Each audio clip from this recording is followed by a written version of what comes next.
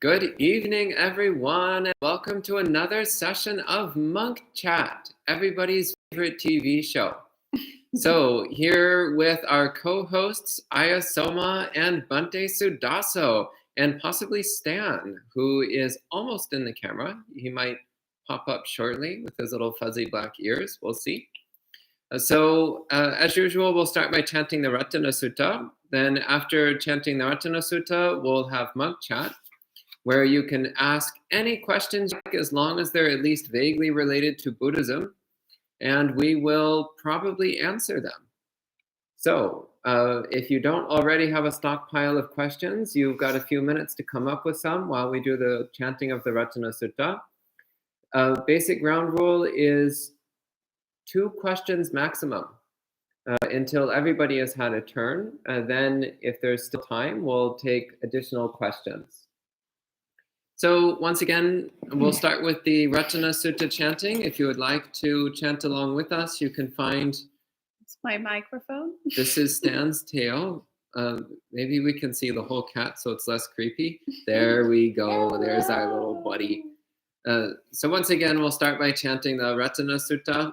So please join along as best you can, and then we'll have Monk Chat. Namo tassa bhagavato arahato samma sambuddhassa. Namo tassa bhagavato arahato samma sambuddhassa. Namo tassa bhagavato arahato samma sambuddhassa.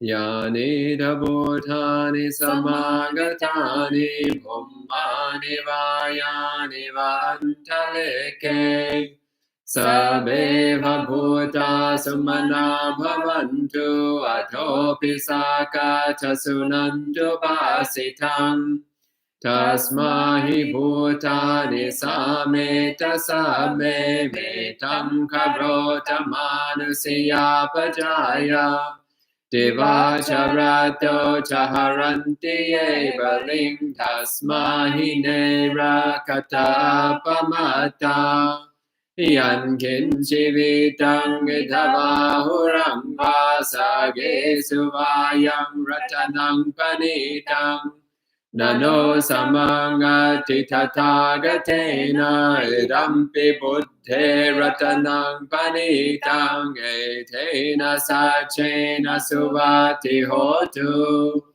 kayang viragang amatang panitang yadanchaga sakya muni samahito Natena dhammena samati kinchi idampi dhamme ratanang panitang etena sachena suvati hotu yang buddha seto parivannai suching samadhi manandari kanyamahu Samadhina tena samona vinjati dampi dhamme ratanang panitang etena sachena suvati hotu ye bhungala atasatang pasatha chatari etani yugani honti Te dakineya sugata sasavaka te sudinani mahapalani Vidampi sanghe ratanang panitang etena sachena suvati hotu Yesu payuta manasa dalhena nikamino gotamasa sanamhi Te pati padamatang vigaiha landamudhanim buddhing punjamana Vidampi sanghe ratanang panitang etena sachena suvati hotu Yatinda kilo pataving sito siya chatubhivate piya sampakampiyo Tatupamang sabburisang vadami yo ariya satchani avecha passati. Idampi sanghe ratanang panitang etena sachena suvati hotu. Ye ariya satchani vibhavayanti gambhira panyena sudesitani. Kinchapi te honti pusapamata na te bhavangatamangadiyanti. Idampi sanghe ratanang panitang etena sachena suvati hotu. Sahava sadasana sampadaya taya sudhamma jahita bhavanti. Sakaya ditti vichike chitancha silambatang vapiyadati kinchi. Chatuhapaye hita vipamuto chachapithanani abhambo katum. Idampi sanghe ratanang panitang etena sachena suvati hotu. Kinchapi sokham mankaroti papakam kayena vacha uracheta sava. Abambo sotasa patichadaya abambata dittapadasa vuta. Idampi sanghe ratanang panitang etena sachena suvati hotu. Vanapagumbe yatha pusitange gimhanamase patamasmingimhe. Tatupamang dhammavarang adesayi nimbanagaming maramang hidaya. Idampi buddhe ratanang panitang etena sachena suvati hotu. Varo varanyo varado varaharo anutaro dhammavarang adesayi. Idampi buddhe ratanang panitang etena sachena suvati hotu. Kinang puranang navang nati sambhavang virata citta ayatike bhavasming. Te kina bija virul hinchanda nimbanti dhira yatayang paripo. Idampi sanghe ratanang panitang Etena sachena suvati hotu. Yani dhabhutani samagatani bhummani vayani vantaleke. Tathagatam deva manusa pujitam buddham namasama suvati hotu. Yani dhabhutani samagatani bhummani vayani vantaleke. Tathagatam deva manusa pujitam dhammam namasama suvati hotu. Yani dhabhutani samagatani bhummani vayani vantaleke. Tathagatam deva manusa pujitam sangham namasama suvati hotu. Etena sacha vanjena dukkavo pasamentu te. Etena sacha vanjena vayavo pasamentu te. Etena sacha vanjena rogavo pasamentu te. All right, excellent, excellent.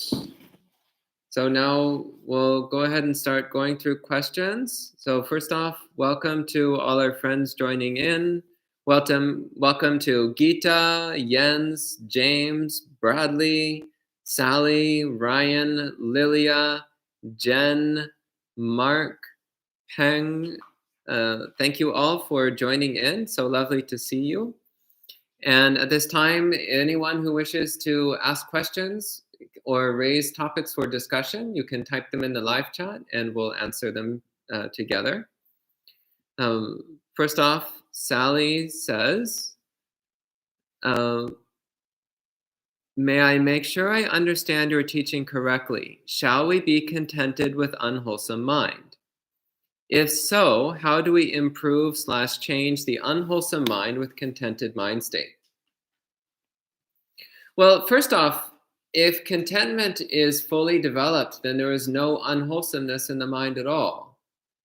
So you're not being contented with an unwholesome mind state, because when you're contented, there's no unwholesome mind state present. Rather, if there is some unwholesome mind state present, then we should make an effort to let go of it, to overcome it, to replace it with something wholesome. So where there is a place for contentment is if, while meditating, or while trying to control your mind throughout the day, if unintentional thoughts appear of their own accord in the mind, then we practice contentment with that. Just as when there's unwanted noise in the background, maybe your neighbor is playing loud music, or maybe your neighbor is running their leaf blower, or maybe they're doing construction in the street, or whatever it is, then we just practice contentment with that sound. So it's the same. Sometimes there are unintentional echoes of thoughts in the mind. Well, we just don't be bothered by them. We practice contentment with that background noise. And then there's no problem. As long as they're not intentional, there's no problem. It's just echoes of past mental activity, which will fade away in time.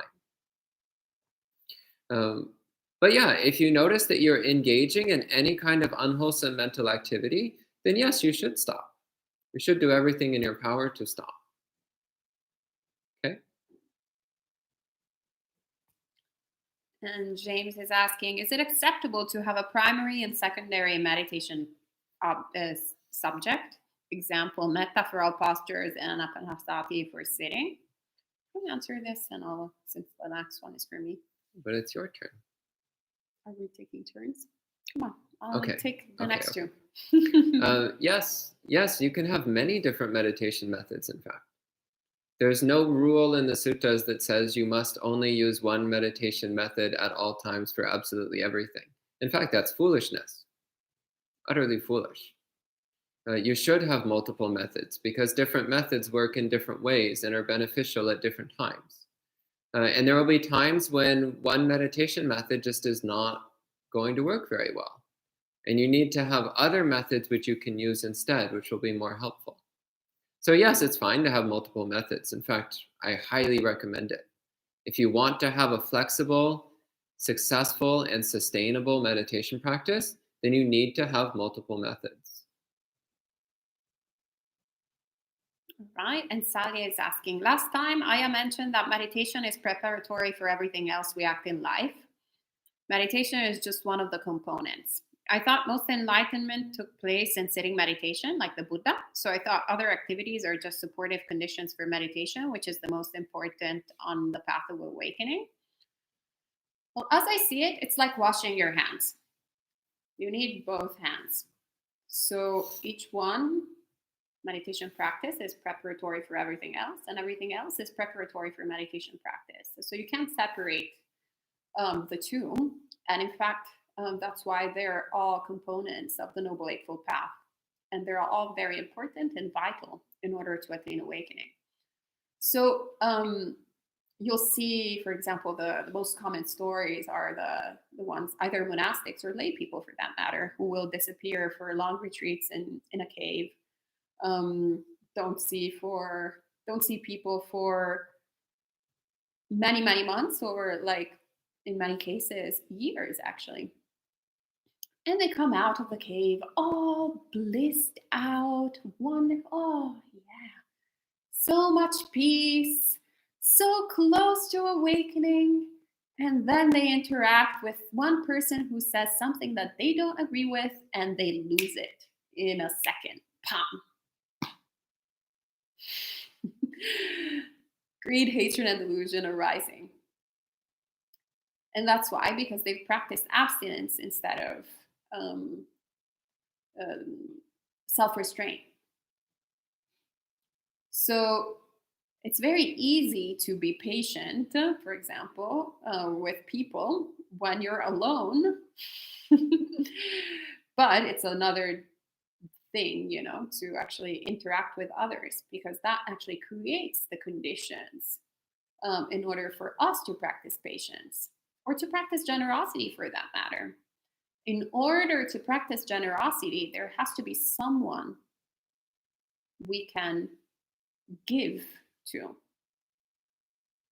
So that's also why, for example, the monastic Sangha takes the precepts of such precepts of renunciation, and why we are not hermits, but we are in direct contact with lay people, and why our livelihood is connected to the generosity of lay people.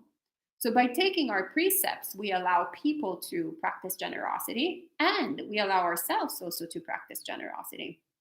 So it's a very neat, very well designed system, which actually was, interestingly enough, the first thing that I found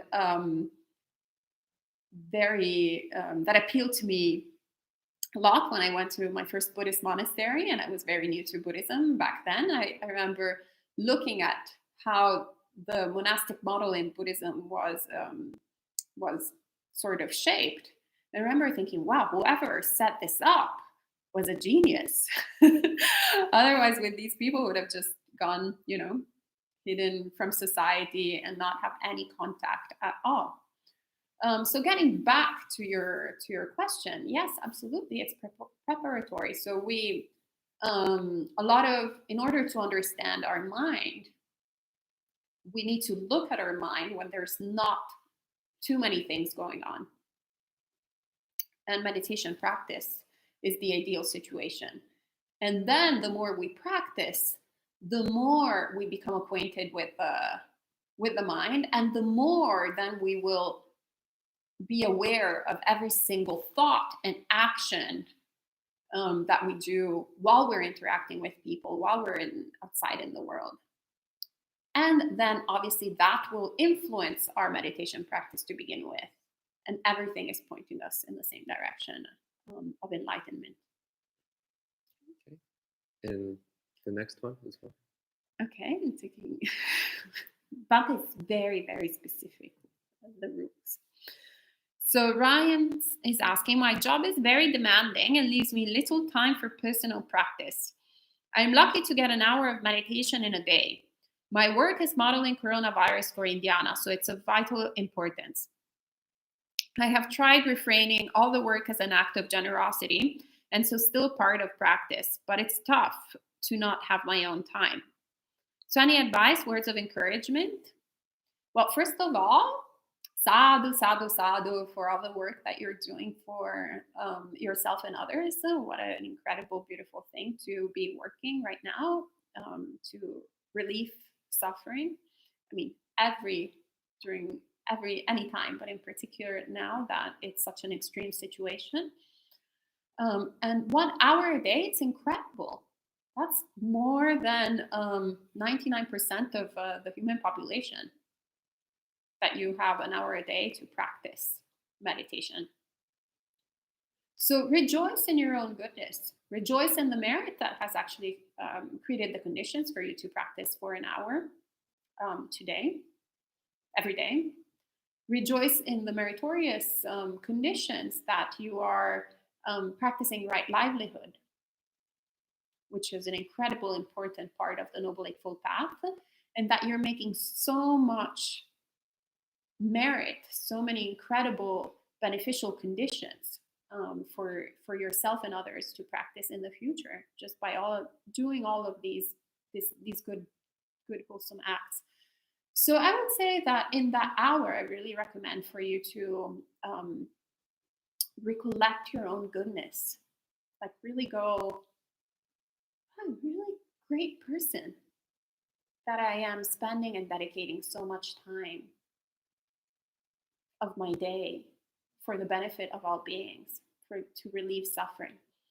And so focus on, once again, the other part of the Noble Eightfold Path. And soon you will have more time to dedicate to the other part of the Noble Eightfold Path. But still, that you have 1 hour a day, it's great. It's wonderful. Yeah, treasure that. Sometimes we focus too much on quantity, but focus on the quality. So the fact that you know that it's only 1 hour, it's great, because in that 1 hour, you're going to really pay full attention. Better 5 minutes of awareness, of mindfulness, than 5 hours of spacing out, looking at the clock. Oh, how long has it been? Oh, so much to come. We can waste so much time. So great, you only have a short amount of time, make the most out of it. Okay, and James asks, can we use all the body mindfulness subjects as needed in Majjhima Nikaya 119, or would we need to select one exclusively? So I actually don't remember the list of body mindfulness subjects from Majjhima Nikaya 119. If you could list them, that would help. It also helps if you tell me the name of the sutta, by the way. Just the number doesn't always get it for me. But if you tell me the name of the sutta as well, that helps me remember. So yeah, I would need to see the list in order to know exactly what you're referring to.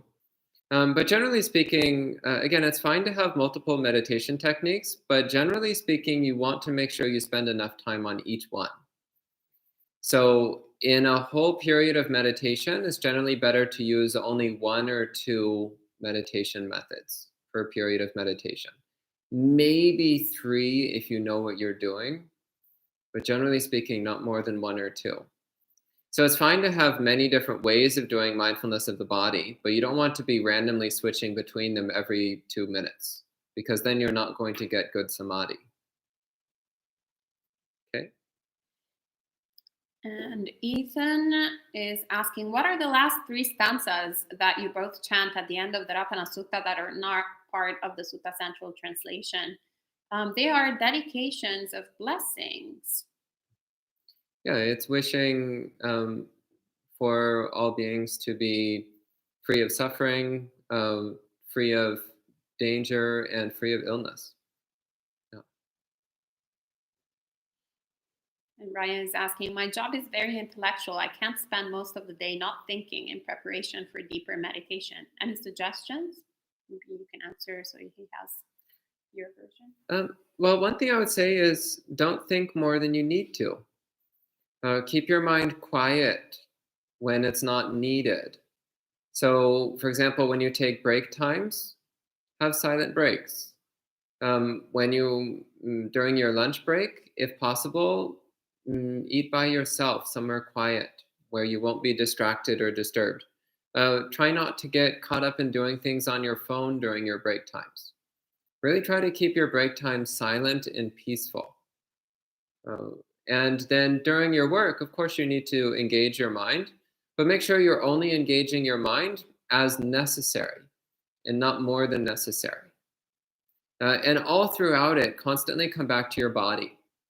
Constantly reestablish attention in your body. So feeling your feet against the ground, feeling your body against your chair, constantly checking back in with your body. And periodically throughout the day, take little brief mini meditation breaks. So I'm talking just like 10 seconds.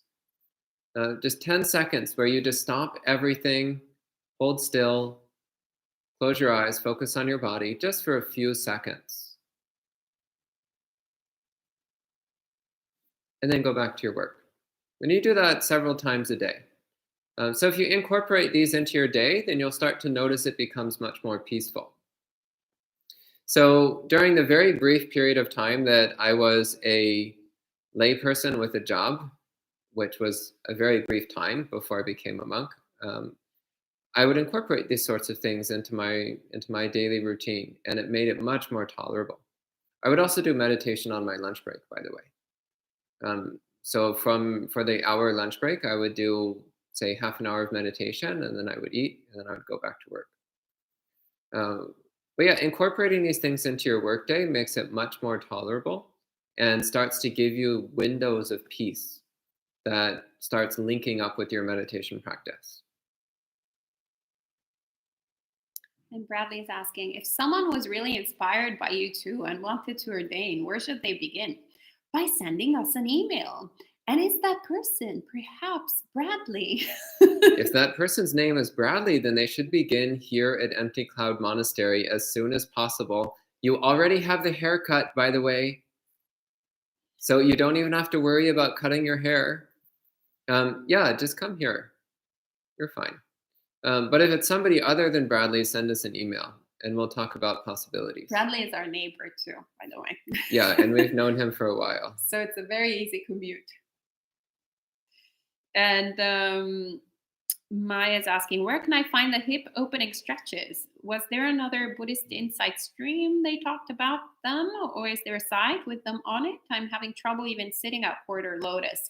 So we didn't do a hip opening stretches video, but some friends actually, I think, were saying that they were going to do them, like Rachel, etc., some yoga teachers. Anyway, send us an email, info@buddhistinsights.com, and we can send you actually Bhante Rahula's videos. Bhante Rahula is a Buddhist monk who also has a practice of yoga.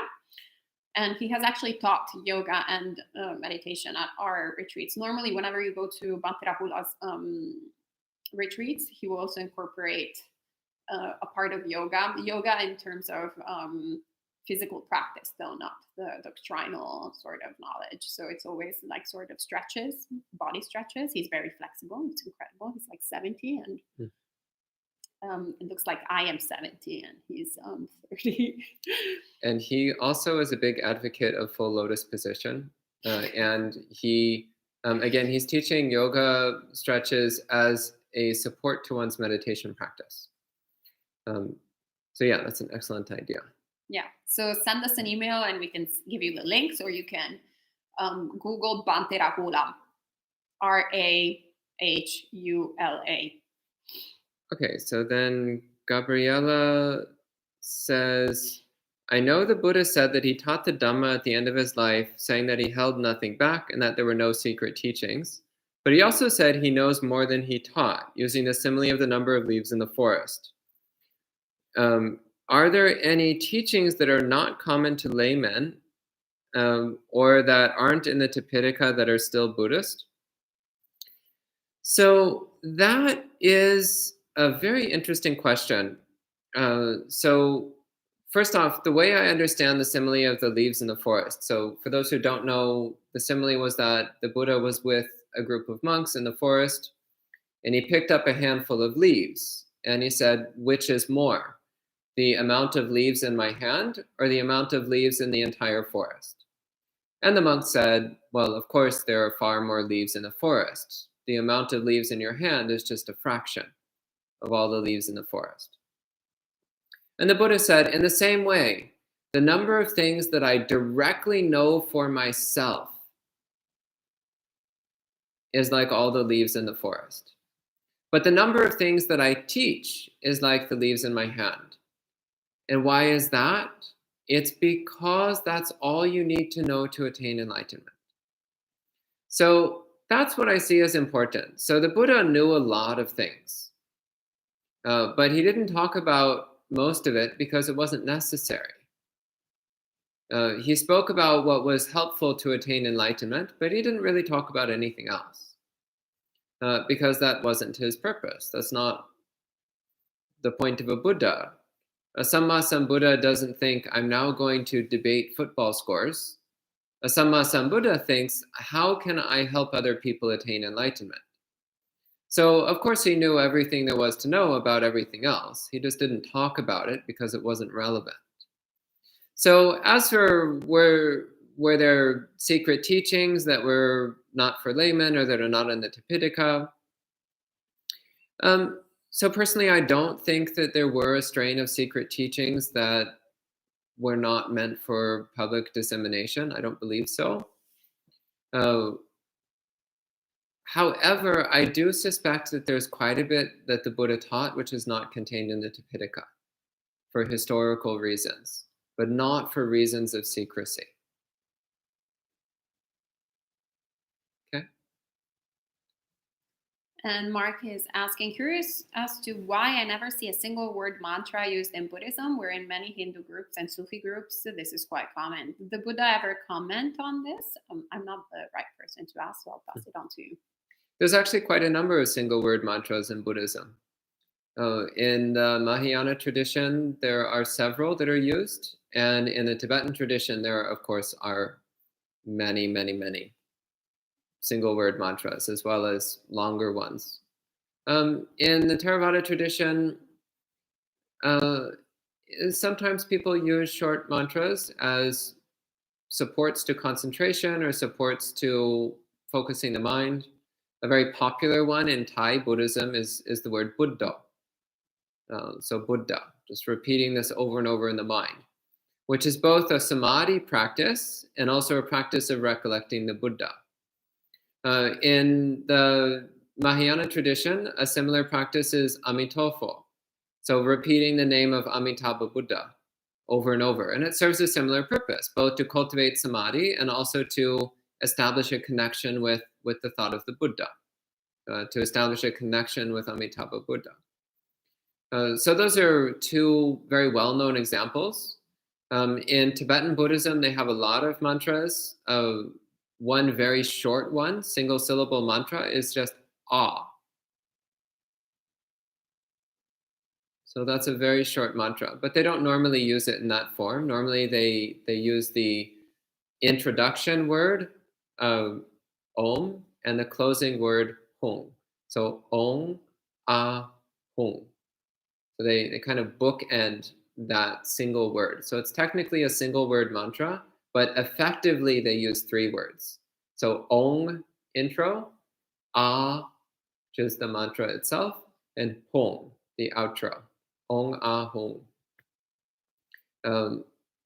But I'm not an expert on Tibetan Buddhism. I'm not an expert in Vajrayana of any form. It's not something I've done much with. I'm much more familiar with Theravada and to some extent with Mahayana. But yeah, you do see some examples of short mantras and single word mantras in both Theravada and Mahayana. Yeah. Marielle is saying, it is very easy to think one is perfect if we're only by ourselves, using ourselves to make the judgment. Mm-hmm. Yeah. That's one reason why we live in community. When you live in community, you realize just how much work you have left to do.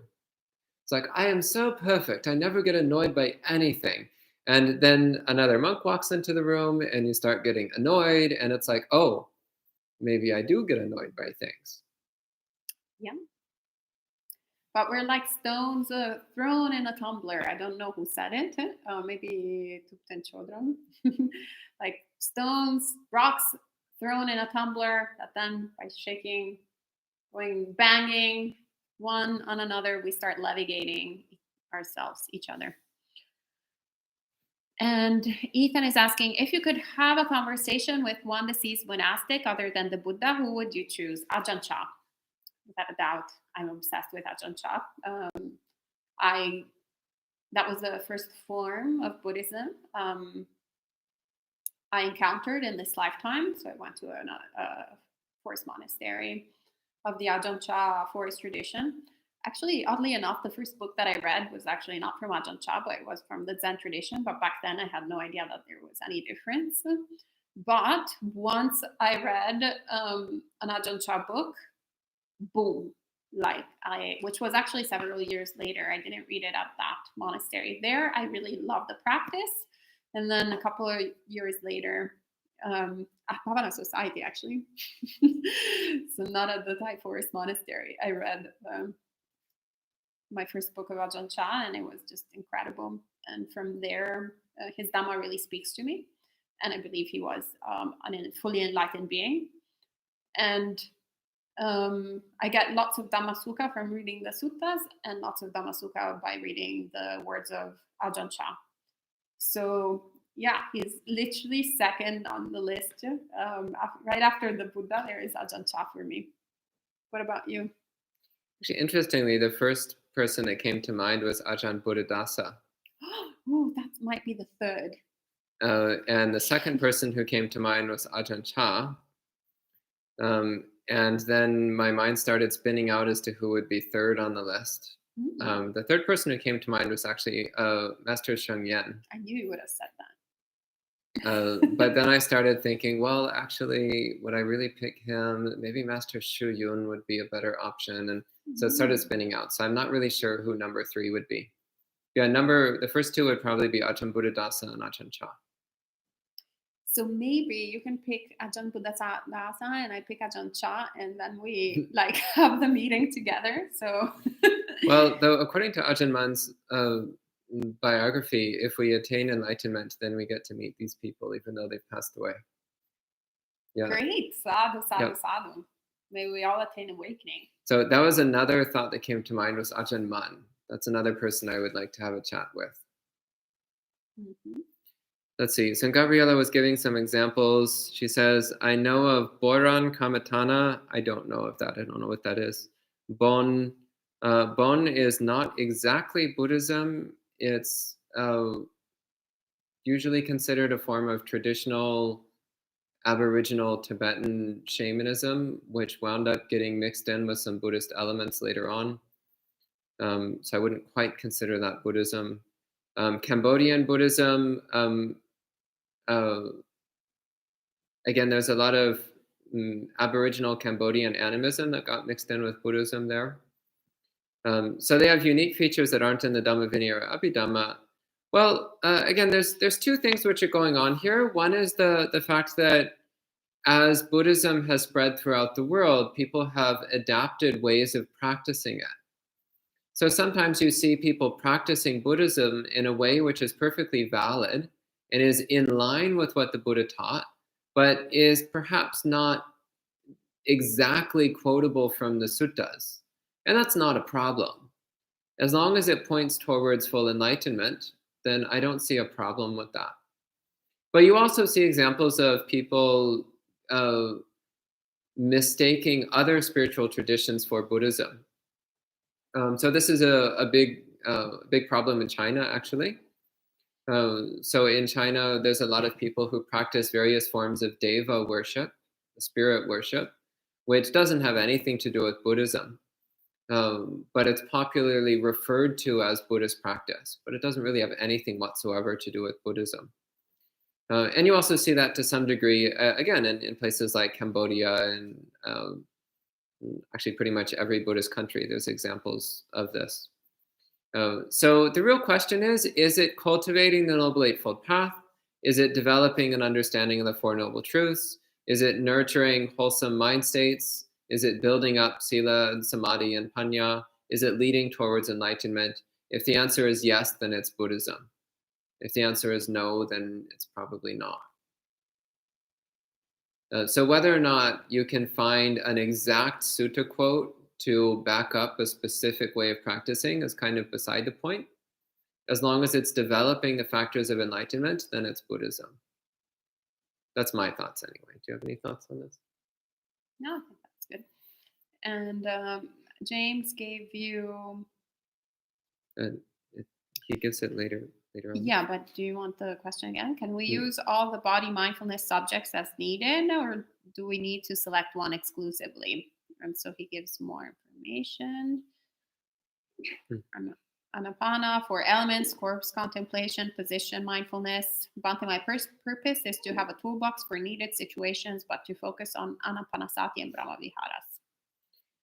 So yeah, I mean, that's basically the same list as we find in the first section of the Satipatthana Sutta. So I spoke about this last Saturday. It is good to develop familiarity with all of these meditation methods. But yeah, odds are you're going to find that 1 or 2 of them really work for you and the others are maybe not so interesting to you or not so effective for you. And definitely you shouldn't switch between them in a single period of meditation. Pick 1, maximum 2 per meditation period and really dig into it. Or even just do 1 method for a whole week. So at Zhongtai, which is a monastery in central Taiwan, they, as part of their monastic training, they go through a period of about a year where every week they're assigned a new meditation method.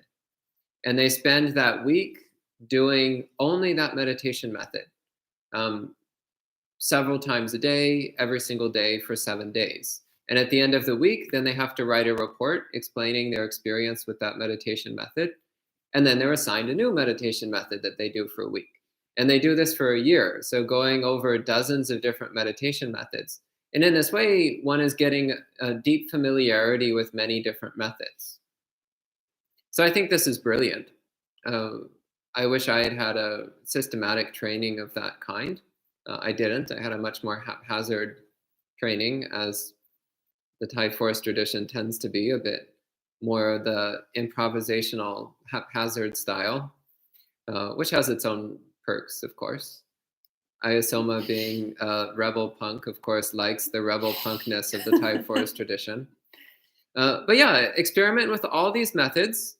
Just don't bounce around between them in a single meditation period. Yeah. And you might be surprised.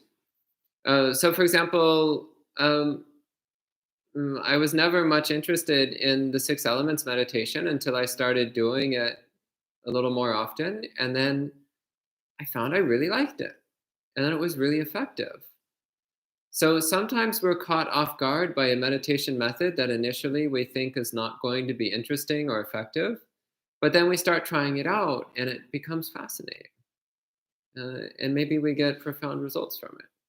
So yeah, try out all these methods and see what they feel like. Give them a shot. Right. And Gabriela is asking, how do you increase mental pliancy, buoyancy, and wieldiness? Well, I only understand the word mental, and Pliancy means like flexibility, moldability. Buoyancy is lightness, and wieldiness is ease of use. So flexibility, lightness, and ease of use. Yeah. How do you increase mental flexibility, lightness, and okay. Wow, really sophisticated words.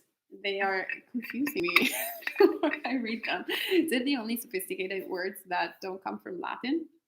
Because normally I understand sophisticated words because they come from Latin, so they're the same in Italian.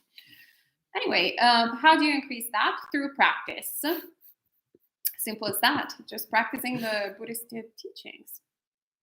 As easy as that, and that's a natural result. Like, you don't have to actually do anything intentional other than the Noble Eightfold Path. It's right there. So you'll start noticing that your mind becomes more flexible, adjusts more easily, because you become acquainted with impermanence on an experiential level. So, actually, this was what Bante was remarking about. Was it today or yesterday? I can't remember. About a few things. Lots of different changes of plans have happened because of the pandemic, but also because of just impermanence on whatever is coming up here at the monastery. And something radically different shifted, and my approach to it was to adjust seamlessly. Like, my mind just went, oh, okay, cool. Well, I guess we're going to take this opposite direction. He said, oh, wow, it's really great how you adjust so easily. And I thought about it. It took a couple of moments, and I was like, well, it's true that I already kind of had that tendency before starting to practice, but definitely these days, it's extremely easy. That tendency has become part of my practice. So it doesn't matter. Like, there is much more flexibility of mind. There is no attachment to it should really be this way. Oh, that monk should have had the residency here, and we should have had the programs in this way, and the summer in this way, and this person residing here, and the whole plan. Everything has to be in accordance to my plan or to my expectations or to my ideas. So that stiffness that comes from attachment, from craving, for things to be different than they are, or from wanting something so badly that then you get so disappointed by not having it. So by just practicing the Noble Eightfold Path, then the mind becomes more and more flexible. So you're like, okay, well, monk who was supposed to come for 4 months is not coming anymore. Okay, that's fine. Oh, okay, well, we're shifting the format. Yeah, okay, that's fine. Oh, there are more people to be fed. Okay, that's fine. We'll do it. So it's adjusting more and more, becoming more and more comfortable. And that produces lightness, a light mind, because you're not constantly carrying like this, so much dukkha, why aren't things going the way that I want? You're just like, so much lightness. Okay, and Victor says, I still do my Atta Sila. Bante said music is not good. How about news? So Atta Sila is 8 precepts. Yeah, music is definitely not good. Besides being part of the 8 precepts to not listen to music, music is also quite harmful to one's samadhi practice. As for news, keep it to a minimum, especially in times like these when the news is mostly disturbing and unpleasant, not very happy. Keep it to a minimum. I recommend setting specific limits for yourself. Like, I will read news for 20 minutes once a week, like a clear limit for yourself. Otherwise, you can wind up wasting hours every day just scrolling through depressing news stories. And that's not going to do anything good for your practice. I mean, if you approach it with the right attitude, like wishing to generate compassion for all sentient beings, then it can help with that to some degree. But realistically, it's not really good. It's not so great. So keep it to a minimum. Don't spend too much time on the news. It's not necessary. It's not helpful. And we have the first Yelp review from Gabriella on Bhante Rahula. She says, I'm Bhante Rahula's student and he's very cool. And that is true. He teaches yoga for meditators. So double thumbs up for Bhante Rahula. And Marielle says, once a being attains enlightenment, will they know as much as the Buddha? Like, would they know about all the leaves in the forest, or is it unimportant?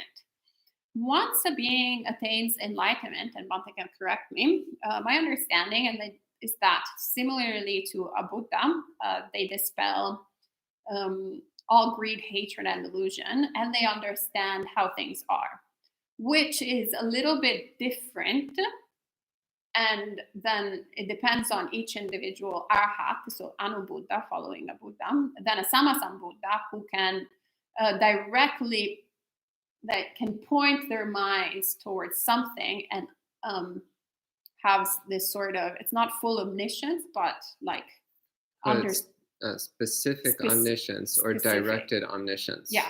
Yeah. So I seem to understand that the directed omniscience, and that's where I'm asking Bhante to verify, that is specific to a Sammasambuddha as opposed to an Anubuddha, so an Arhat.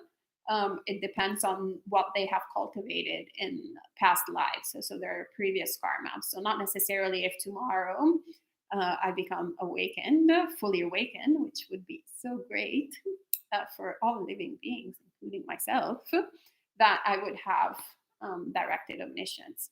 Is that correct?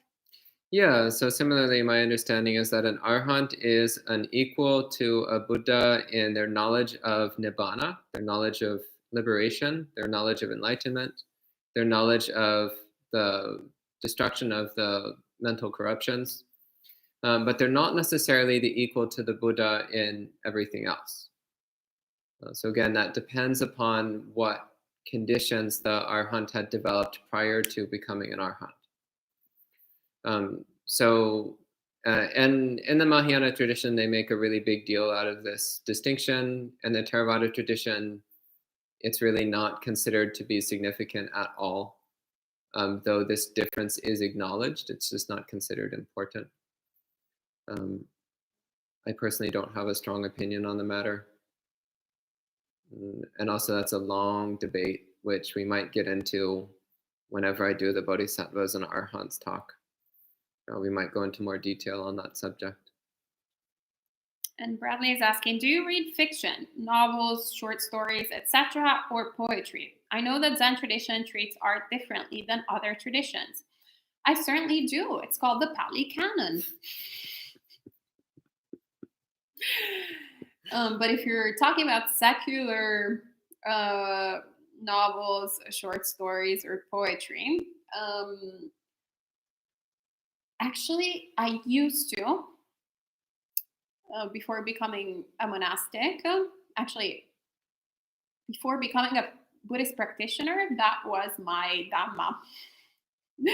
In the sense that I was always in search of the truth, and in especially the old classics. So I was obsessed with pretty much any dead author from the 20th century. How do you say past? So nothing after the 20th century. And the reason why I was obsessed with that was because in Dostoevsky or in Milan Kundera, like I would always find glimpses of how things were. But then once I encountered the Dhamma, where everything was laid out, basically how things were, how things are, I had so much Dhamma Sukha that my entire interest for poetry, literature, like I started experiencing this really incredible dispassion because I would read Pirandello, for example, and it was great up to a certain point.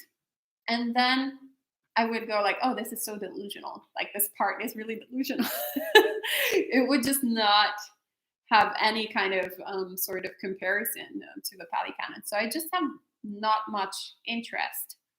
And that has spread throughout, like my passion for the arts, basically. There was a point where,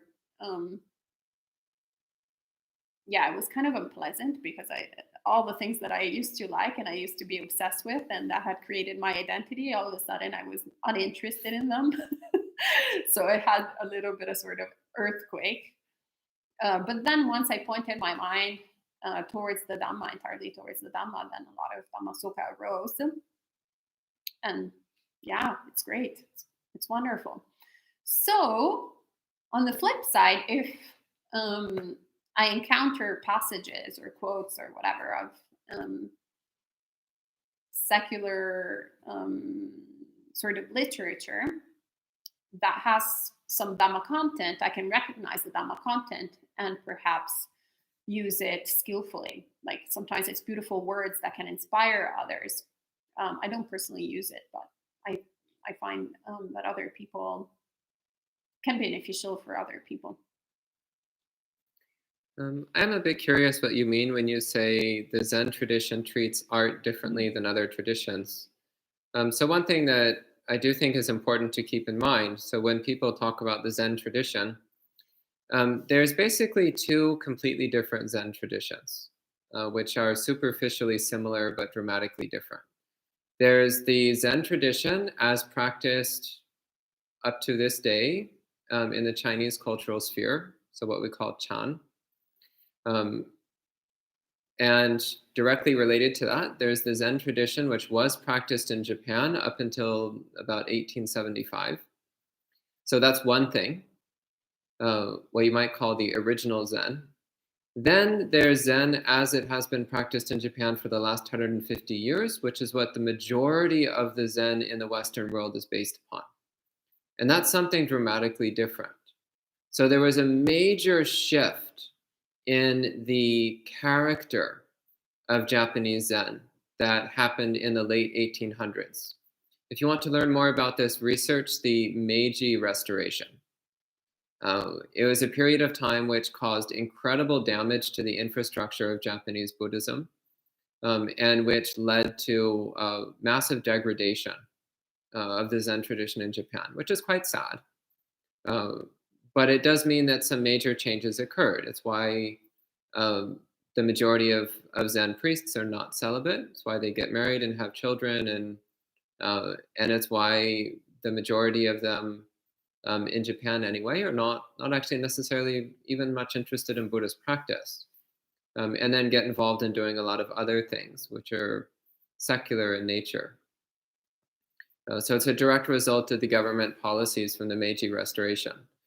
So then that led to the current image in the West of Zen as being this tradition of Buddhism where you can break the precepts and get caught up in sensuality, and you don't have to practice renunciation, but that's really missing the essence of Zen. If you read the teachings of any Zen master prior to the Meiji Restoration, or if you read the teachings of any Chinese Zen master up to the modern day, then you get a quite different story. So one which still preserves the austere, ascetic, celibate dedication to a contemplative life that one sees in every other Buddhist tradition. So as for the treatment of art in the Zen tradition, again, I would need to know exactly what you're referring to. So what is it that you mean when you say that art is treated differently in Zen than in other forms of Buddhism? I'm not sure I would agree with that statement, but maybe if you explain it a bit more, we can have a discussion about it. You want to take somebody else's question? Okay, and we have quite a bit more to go, so I think maybe we need to do shorter answers. This is Marielle's third question, though, so maybe we should come back to it later, since there's a lot of other questions. Maybe do it fast, quickly. Fast. Okay. She says, how is it that if we attain enlightenment, we can meet dead people? If following anatta and the fact that there is no self, who would we be meeting? Who do you think you're meeting right now? If there's no self, who is meeting who?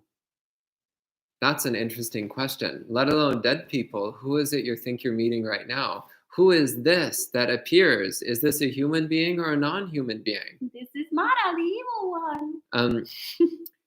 Then you ask, or is it that conceptions of time and space disappear and one is able to connect with the person who existed, even if it was just for a second? I would say that's closer to the truth. As far as I can tell, and also not just from my own reasoning, but also from discussion with some very senior monastics, time and space are concepts which only apply to unenlightened beings.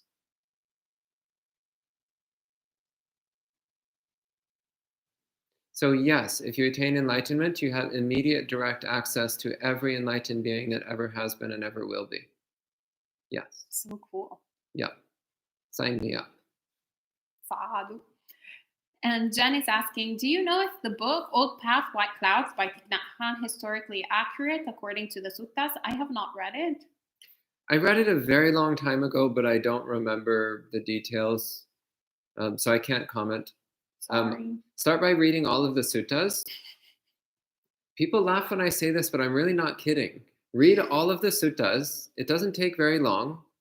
Then read Old Path, White Clouds, and you'll know for yourself whether or not it lines up with what's in the suttas. But that itself doesn't even necessarily mean it's historically accurate. It just means it lines up with what's in the Pali Suttas. Okay.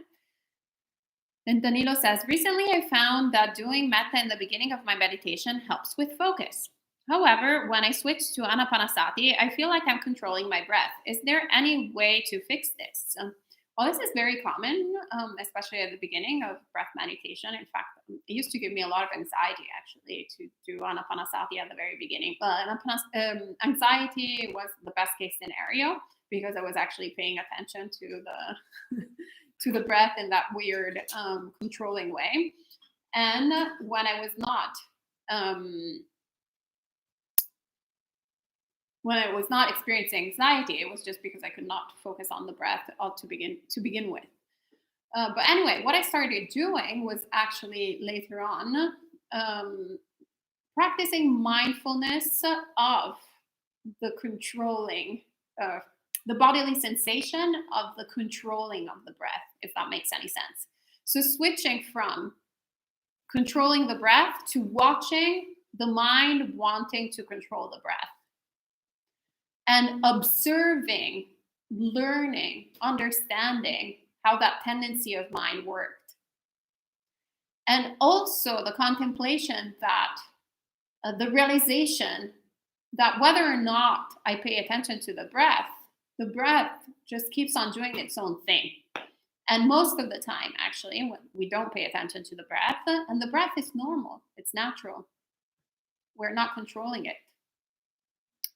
So I found the controlling of the breath very interesting to observe. It made me actually interested in breathing meditation to begin with. And once I fully understood what controlling the breath meant on an experiential level, then I was able to let it go. And now I have a really pleasant time doing mindfulness of breathing. And Gabriella asks, I follow the Noble Eightfold Path and my mind is still pretty tight, heavy, and very difficult to use appropriately. I meditate every day and a lot, and I know the suttas well. What am I missing? I'm even taking an Abhidhamma class, and I'm still astonished how inflexible my mind is and how it's still very heavy and hard to use. My energy and effort is being put in a lot. To be honest, I think you need to relax. I would have said the same thing. Just relax. Just when you meditate, just enjoy the stillness. Enjoy the silence. Don't try to force yourself or push yourself too much. Just relax. Let the mind just gently open up on its own. But also, if the mind feels tight and heavy, well, then just be relaxed with it feeling tight and heavy. That's okay. That's just how it feels sometimes. It's only a problem if you make it a problem. And practice non-attachment. Try not to hold on to your views and opinions and ideas. Relinquish them easily. It makes life a lot nicer. And also it makes the mind feel more spacious. And also just make friends with your heavy, tight, difficult mind. It's just a perception that you have of your mind. And the more you see it that way, the more you convince yourself. You become attached to that suffering. So this is what it seems to me like that is going on, that you're approaching this through an intellectual level because you're a very smart person. And it's true. It's very obvious from the questions that you ask and the comments that you make that you are very well acquainted with the teachings of the Buddha and that you're a very smart person to begin with. So you know your strengths. So you're taking the approach to what comes easy. It's very easy for you to learn a lot of things. It's very easy for you to practice in a very diligent way. But it's very difficult to actually be relaxed. It's very difficult to be gentle with yourself, to go, oh, okay, yeah. Oh, it's all right. I have a tight mind. Oh, it's okay. Oh, today it's a little foggy. Oh, okay, it's fine. So just be a little bit more gentle. Relax. Put the Abhidhamma on the side right now. You don't need more learning. I think you're ready for the Zen school, the Zen approach. Yeah. Put the beginner's mind. Yeah, put the books down and practice silent illumination. Yeah. Yeah, I think the method of no method might be the proper method for you here. So practice silent illumination. Read Master Sheng Yen's teachings on silent illumination meditation. It's really, really good. That's one of the reasons why I thought of him as a person to talk to, because his explanation of silent illumination practice is really clear and precise. So next question, Jen asks, what about Danilo? That's a comment, it's not a question. But you can do that one if you want. Well, I'll just share what Danilo is saying, which is very nice. I thought it was a question because he said also, but I don't know where is there something? Oh, it was coming up from before. I'm trying to practice renunciation by simplifying my life. When my phone breaks, I will get a simple feature phone, button phone for you Zoomers. And I spend less time on entertainment. Sado, sado, sado. Also, my girlfriend recently took the 5 precepts and is a Buddhist now. I'm so happy for her. And so are we. Welcome to the club. Yay. All right. Okay, and Jen says, I always wondered about the Shaolin warrior monks. Historically, were they an army? And how that fits into the no harm. I mean, Buddhist army is a bit of a contradiction, no?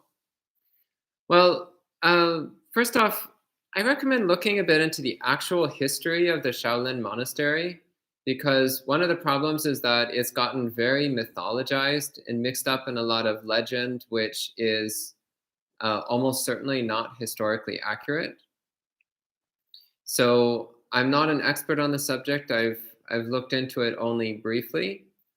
But my understanding was that originally, and this is not exclusive to that monastery, but there are actually many, many monasteries all throughout East Asia, where monks were, so Buddhist monks were using some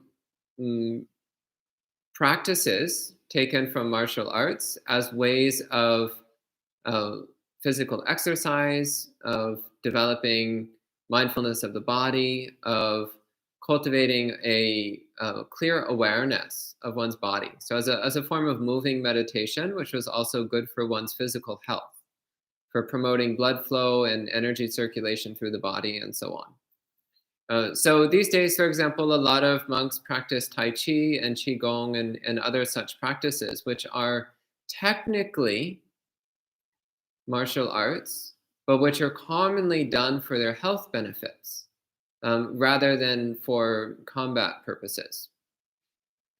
So, yeah, warrior monks, from a Buddhist standpoint, doesn't really make much sense. Given that we have that whole like no killing thing and that no harming thing, it makes it terribly difficult for a monk to be a warrior.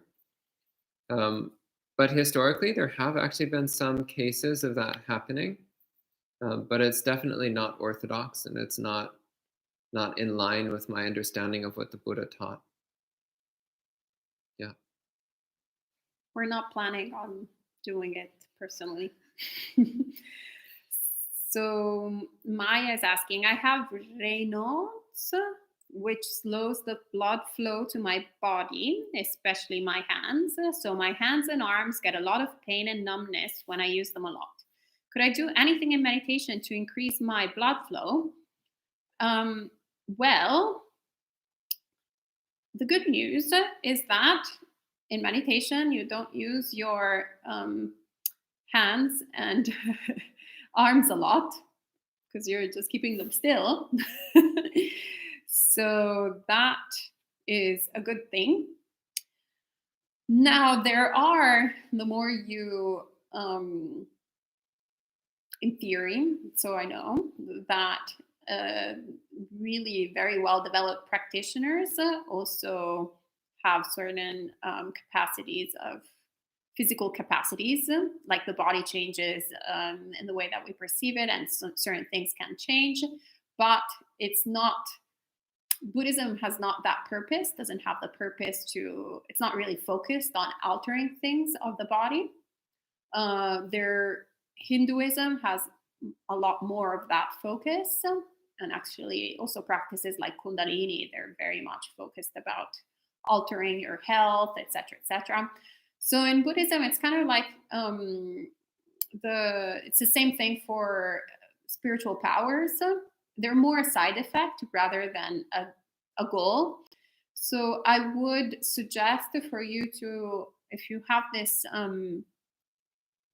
don't know if it's a disease. I don't know what Raynaud is. Do you know what Raynaud is? Yeah, whatever it is, to go to a specialist, to a doctor, rather than to try to fix it through meditation. So we practice meditation to come to the cessation of suffering and to understand how things are. So that is the objective. Okay. And Drew says, I find that when practicing on a specific samadhi object, a defilement may come up, When it does, sometimes I use metta or 31 parts to deal with it. It re-strengthens samadhi and helps me refocus on the samadhi object. Valid? If it works, it works. Very simple to the point. And Bradley says, there's a monk in California, I forget his name, who writes music and Dhamma-based puppet plays. Oh, yes. Heng Sure. Heng Sure, yes. Yeah. I believe he's in the city of 10,000 Buddhas.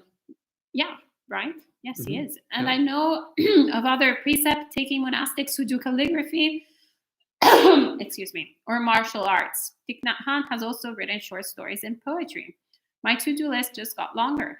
Well, fun fact is that Reverend Heng Sure, and actually probably should talk about it since you were trained at Abhayagiri, does a lot of things in collaboration with the monastics at Abhayagiri. They just practice in a different way, but same difference, I would say. Actually, the case of Master Heng Sure, he was a guitar player and a songwriter before he became a monk. And when he became a monk, his teacher told him, put it down, don't touch it for 20 years. So for 20 years, he did not touch his guitar. He did not do anything with music or songwriting at all. And he just focused on practicing as an Orthodox monk in the Orthodox monk ways. Then after that time, then he started inquiring, how can I use this as a way of helping to teach the Dhamma to people? So he's not using music as a form of entertainment, but rather as a skillful way of reaching people. And if you listen to his songs, they're quite like cute little songs, which are mostly aimed at children, actually. He does a lot of programs for children. Also, his puppet shows are mostly aimed at children. And that's where he's actually been really effective, is coming up with these cute, catchy little songs to teach basic themes of Dharma to children, cute little puppet shows to teach aspects of Dharma to children. It's actually quite adorable. It's quite sweet that he's come up with these quite clever ways of communicating the Dhamma. So that's very different from entertainment. That's skillful means of communicating the Dhamma.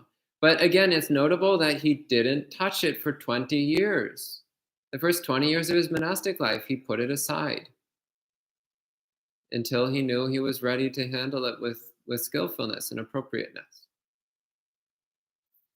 As for calligraphy, so if by that you mean traditional brush writing, that's a very meditative activity.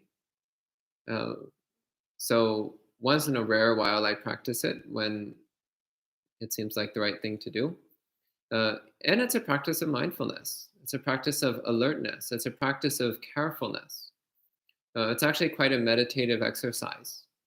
Again, it's not the same as painting landscapes or something, though that has its own meditative quality, I suppose. I don't know. I've never done that. But it's definitely a meditative exercise. So painting landscapes, there's nothing wrong with that. Actually, there's also Thai forest monks who do that. Yeah, so actually, it's completely okay. Yeah, there's a friend of mine who paints images of Buddhist monastic life, as well as images of Catholic saints. Yeah. So, yeah, the real question is, how does it affect your practice? So there's ways of relating to art which will distract and disturb the mind, and there's ways of relating to art which will not distract and disturb the mind and may even help cultivate some wholesome qualities. So it's not so cut and dried. It's not so clear cut. Yeah, Venerable Bhikkhu Bodhi, if I remember correctly, was talking about his friend, a monk who ordained in the Theravada tradition, who did an exhibition of artwork. So it's not more. There's a difference between creating art and using entertainment. So Gossip Girl is not exactly a work of art. But there are other also movies, films, documentaries, for example. A documentary is something informative, doesn't disturb the mind. Well, depending on the documentary. But anyway, not Everything is the same. And James says, stand the evil one. Yes, so sometimes he's evil, sometimes he's good. And to-do list, read all sutta, stay in full lotus, be an arhat. And that's just Tuesday. That's a good Tuesday. Yeah, I fully agree with that to-do list. Oh, that's why Bradley said my to-do list just got longer. And Allison is asking, what is a good text for Buddhist philosophy explicitly? And or what's a reliable book for helping to set yourself a Buddhist practice and foundation? Do you ever do reading-based talks? Do you want to answer? Well, a good text for Buddhist philosophy, the Pali Canon, and a reliable book to help set yourself a Buddhist practice and foundation. There's a couple that I like to recommend. Mindfulness in Plain English by Bhante Gunaratana. That's a great place to start. The Noble Eightfold Path by Bhikkhu Bodhi. That's another classic, a good basic. What the Buddha Taught by Walpola Rahula. That's another really good one. Those are the three kind of standard beginner books that I like to recommend. Once you've read those, then you might also read In the Buddha's Words, which is an anthology of the Buddha's discourses from the Pali Canon, compiled by Bhikkhu Bodhi. As for do we ever do reading-based talks? Yeah, pretty much every morning. Almost every morning we have talks based on reading from the Buddha's discourses from the Pali Suttas.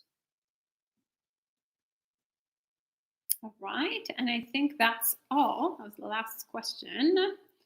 Okay. So there's some discussion about martial arts going on. Kill them with kindness. Yes, so that's right, Ethan. Yeah, I've actually known a couple of monastics who got interested in Buddhism through practicing some form of martial arts, including one woman who started with practicing, what's it called? The Japanese martial art, which is all about nonviolence. Self-defense? Aikido? Yeah, Aikido. Yeah, there's one woman I know who started with practicing Aikido, and as she got deeper into Aikido practice, then she found that her mind was inclining more and more to its meditative side, until she eventually wound up getting into Buddhism. Oh, that's kind of me, but not really. As in, I used to practice Aikido when I was 16. Well, for that matter, I used to practice Tai Chi when I was a teenager. That was a long time ago, and I haven't practiced it recently. You can answer this question because you're going to be really happy to answer it. So Gabriella says, question 4, I'm so sorry. What are you sorry for? There's nothing to be sorry for. There's plenty of time for extra questions. Which book do you recommend for learning silent illumination practice? Can you do a meditation practice on that in the future? So the book I recommend is actually just called Silent Illumination by Master Sheng Yen. But actually, virtually anything he wrote about meditation, he mostly talks about that method. Sometimes he talks about Huatou, which is not the method I would recommend for you. Silent illumination, that's the one. And I do once in a while lead meditation practice on that method, but it doesn't lend itself very well to guided meditation. Because of the nature of the method, guidance doesn't really suit it very well. But yeah, I can give more talks on the subject and some guidance on it in the future. Yeah. And Monica, good to see you online. Ciao, Monica, come stai? So Monica still exists, but was a resident here when the pandemic started. So hello, Monica. And yes. She's also from Italy. Very rare to find Italian practitioners. Yes. So she says, hello, I will continue drawing manga about empty cloud life. It helps me with the practice. Yeah. I would like to see this. This sounds wonderful. Yeah, that sounds fun. Let's see. Well, hopefully it will be fun. Or maybe it will go like, whoa. James is Italian? Well, as in like born Italian. Like actual. Like Italy Italian. Like born and bred in Italy, you know?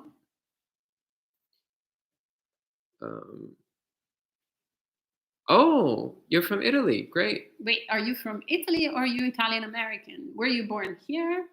Or were you born there?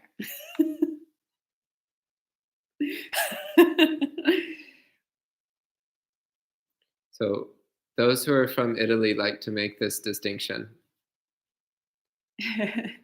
Well, it's different because a lot of Italian Americans are into Buddhism, but very, very few Italians are into Buddhism. Yes, though that may change in the future. Stay tuned. Let's see. Says born in the US, so not for real. Well, that's it for questions. So I think that will be it for now. So now we're getting into a debate about Italian genealogy, which is even farther off topic than the debate about martial arts and warrior monks. So I think we'll go ahead and close for the evening. So thank you all for joining for another session of Monk Chat. I actually really enjoy these little chats that we have together. And again, I really appreciate your practice, all of you joining in day and night, relentlessly practicing the Dhamma together. It's really wonderful. So may you all be happy and healthy, and may you swiftly attain awakening. Sadhu, sadhu, sadhu.